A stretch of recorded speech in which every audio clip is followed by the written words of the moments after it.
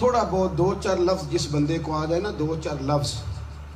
میں ذاتی طور پہ نا آپ کو پتہ ہے، میں تو نعت خانوں سے تو ہماری بنتی نہیں. بہت سارے نعت خان تو ہمیں ویسے ہی نہیں. میں کہتا ہوں نعت آنے دے جانے کا نام نہیں، نعت تو کلام کا نام ہے. کسی بزرگ کی بات پڑھو، کوئی مطلب اس میں کوئی ذوق ہو، کوئی درد ہو. یہ کیا بات ہوئی جو آج کل کام شروع ہے؟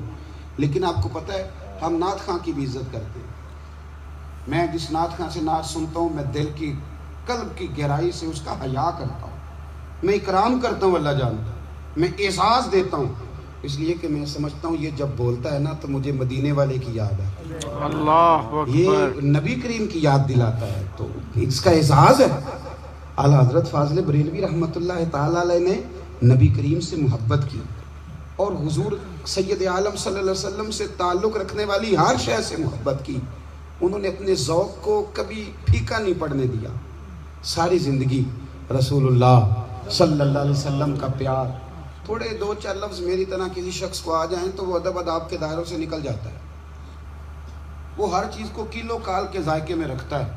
اس لیے ملا رومی فرمایا کرتے تھے، سیٹھ آدمی ہونا جیب میں پیسے ہوں تو اس کا پیر کوئی نہیں ہوتا.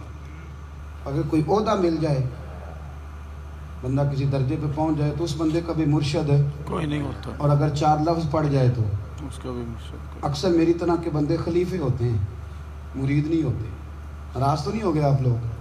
میری طرح کے لوگ نا خلیفے ہوتے ہیں، بتاتے ہیں 14 جگہ کا خلیفہ ہوں تو سوال یہ ہے کہ غلام کس کا ہے؟